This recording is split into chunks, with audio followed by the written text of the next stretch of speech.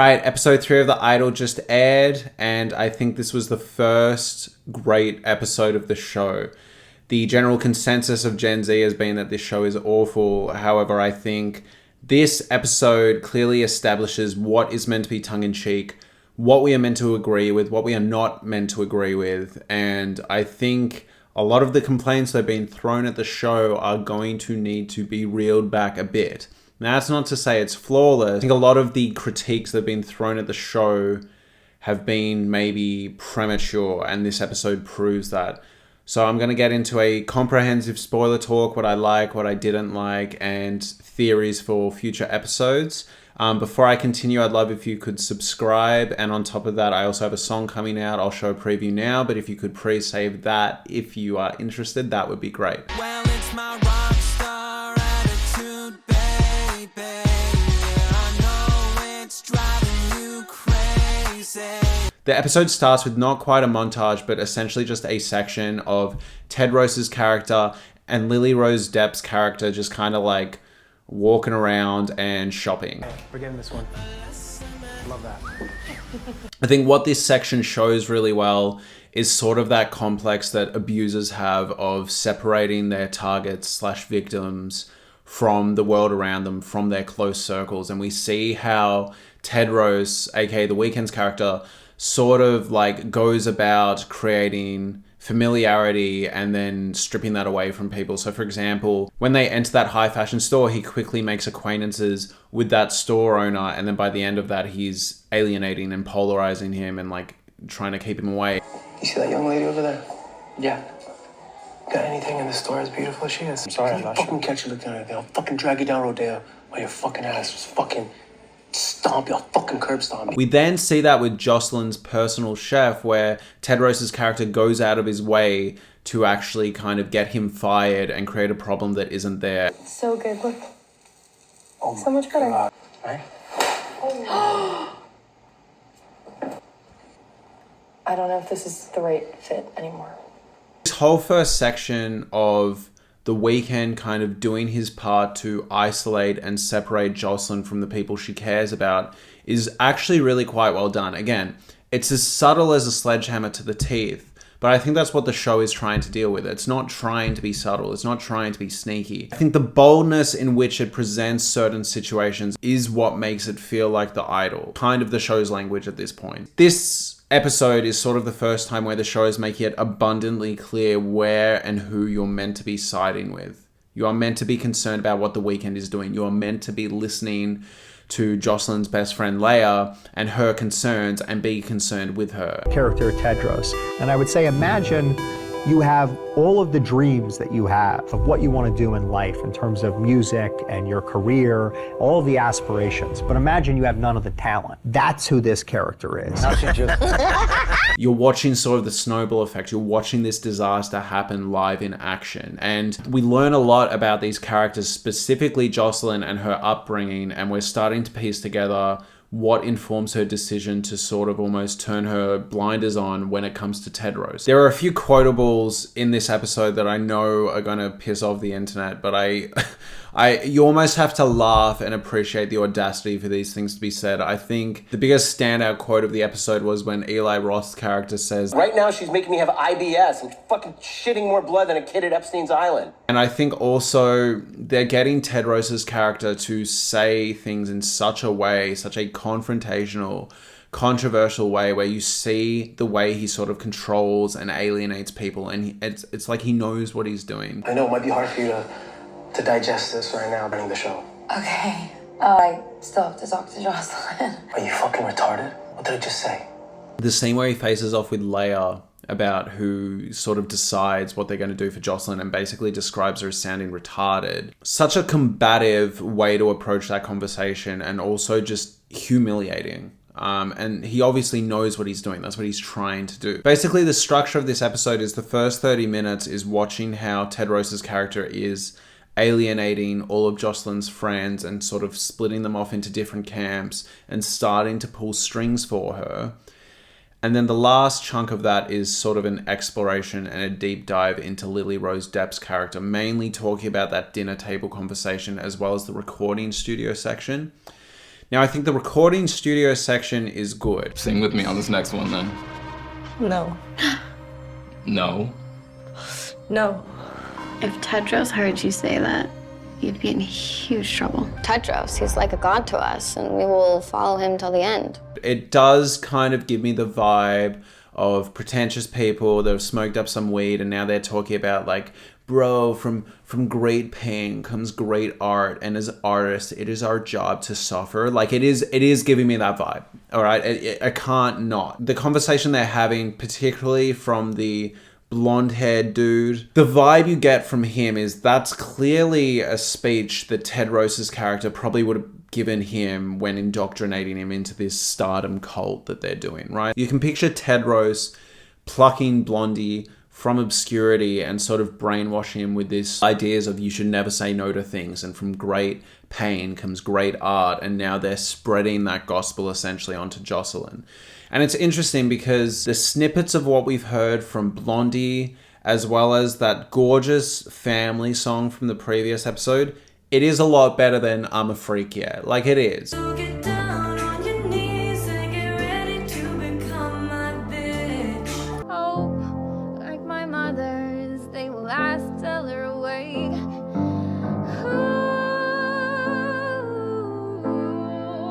I don't know whether the show wants us to agree with it or not, but I guess the interesting thing that's being set up here is the music is infinitely more captivating coming from Tedros' crew than it is from Jocelyn's crew.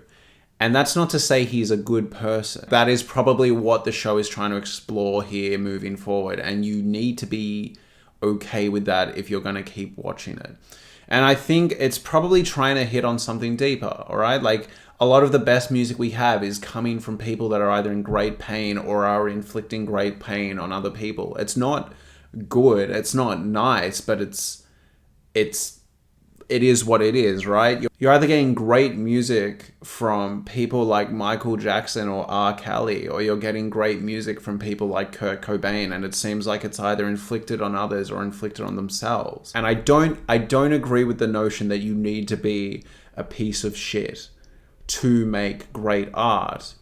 But I think what is interesting to explore is the idea that the music being presented in this show is infinitely more substantive and captivating than the kind of confectionery pop that is being presented by Jocelyn's team initially. The show knows that. For example, in the song I'm a Freak, yeah, or whatever it's called, by Jocelyn in the show, there is a section where in the last chorus, the lyric is literally, I'm just a freak, yeah, and I don't want to change, and every weekend I'm trying to find someone to bang. You know, like, it's not good. I'm just a freak, yeah, and I don't wanna change.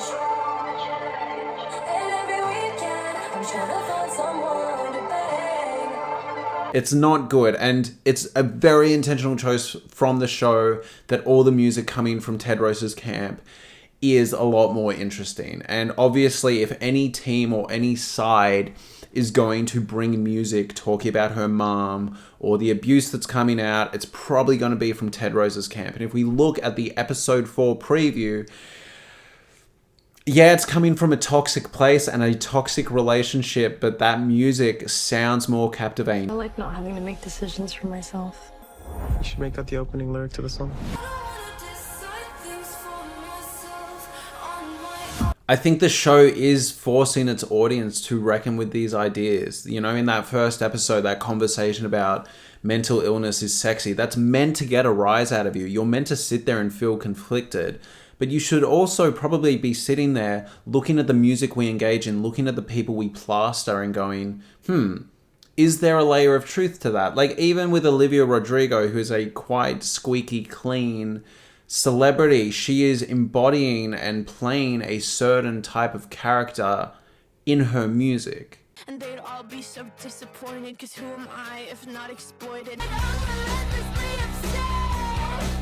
I'm obsessed with like female stalker movies like Ingrid Goes West. You know, look at Taylor Swift's music video for Blank Space. Now, yes, obviously the direct messaging here isn't that mental illness is sexy, but Taylor Swift in that music video is playing someone who is intentionally coming off as unhinged and crazy. And yes, if you wanted to get serious about it, probably mentally unwell.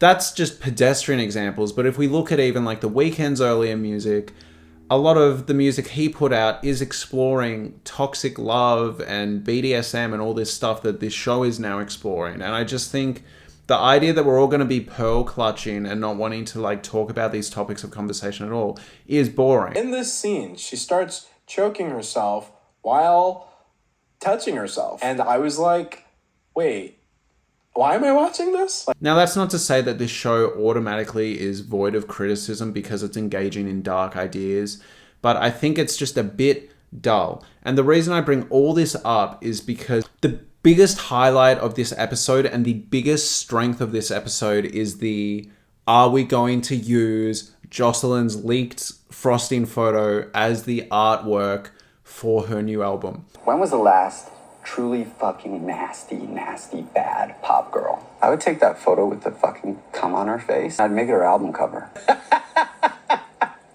I fucking would. Wow, that's a great idea.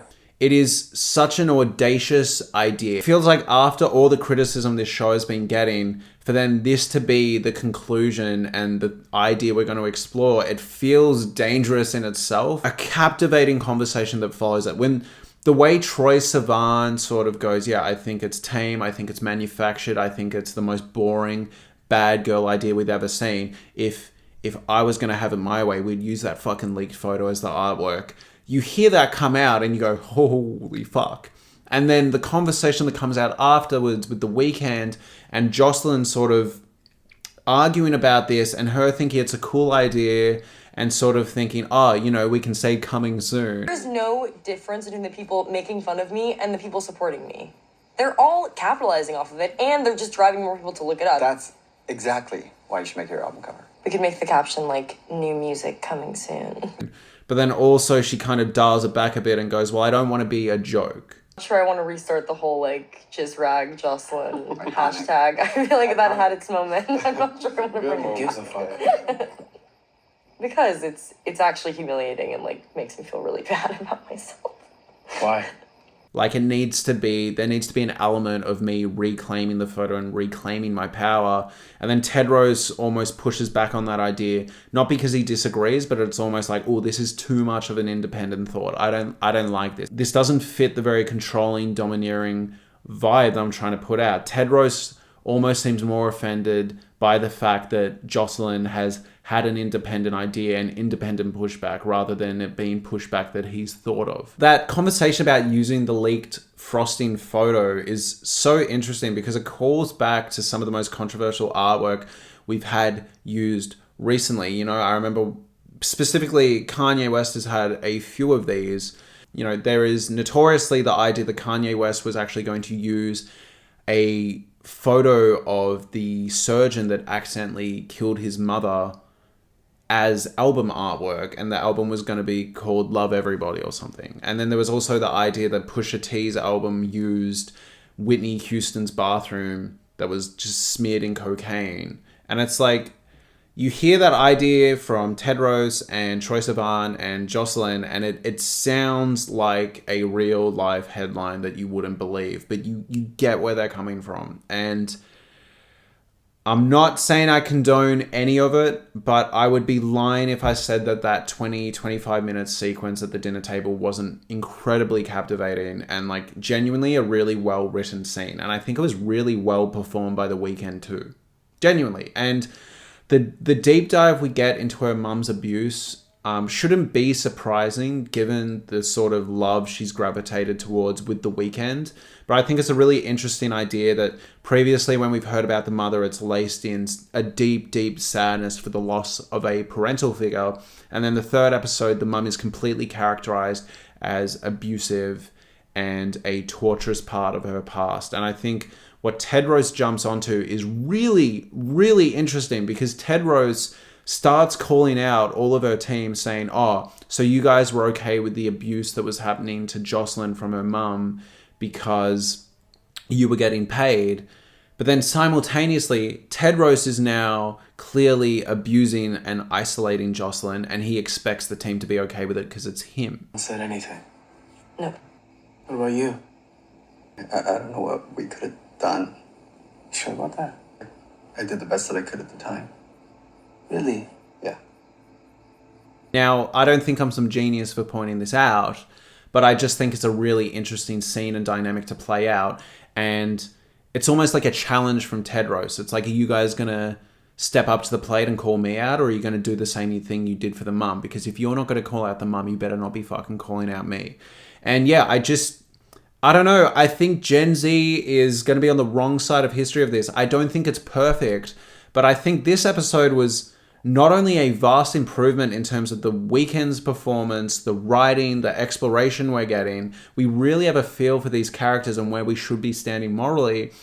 But I also just think in terms of the pacing, in terms of what we're being delivered, I'm excited for 3 more episodes of this. And I see the promo for next week. I see the music coming out. I see the conflicts being brought out. And I'm like, I'm down for it. I think it looks great. Like, You're lying to my fucking face. What the fuck is wrong with you?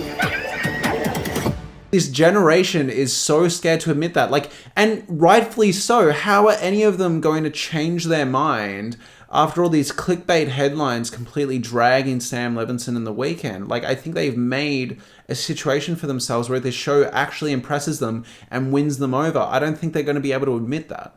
And again, I think you're allowed to dislike the show, but I feel like if it was coming from someone else creatively, people wouldn't be dragging it as much. And that's honestly how I feel. This was the first episode of The Idol for me that not only do I feel like is pretty good and people are underrating it, but I actually think this was a great standalone episode of TV. I do. Come at me, internet. I think it was good. And I will sort of be willing to die on that hill if the remainder of the season feels like this. And I think if the first episode was as good as this, I think, yeah, there'd be way more sort of back and forth online. But no, I thought this was an excellent episode, and it actually felt boundary pushing in a way that wasn't cheap. That whole section about do we use Jocelyn's leaked facial photo was fascinating and was making me sit there go, okay, if this was real life, how would I feel about that? How would my mum feel about that? Like, what would the conversations be? And yeah, I think the show handled it well. I do. I think it was really fascinating to watch, and I am keen for more. So yeah, Gen Z, come at me. I thought it was good. Thank you so much for watching. If you enjoyed this breakdown, or if you want more, like, I would actually love to do a follow-up the more I sort of digest these episodes and engage in more sort of online criticism of it. So if you'd like more, if you'd like a video about this series as a whole, or maybe the reception around it, I'd love to do more. Let me know in the comments. Also, let me know what you think of this episode. I actually do reply to all of them, and I was thinking of maybe in each episode's recap bringing up my favorite comments from previous videos if people would be down for that. But thank you so much for watching. I'm keen for more episodes. I'm going to try to be doing 2 to 3 videos a week. Some on The Idol, some on other TV shows, maybe some on pop culture stuff. So if you've enjoyed this, let me know what else you'd like me to talk about. Thank you so much for watching, and have a lovely day.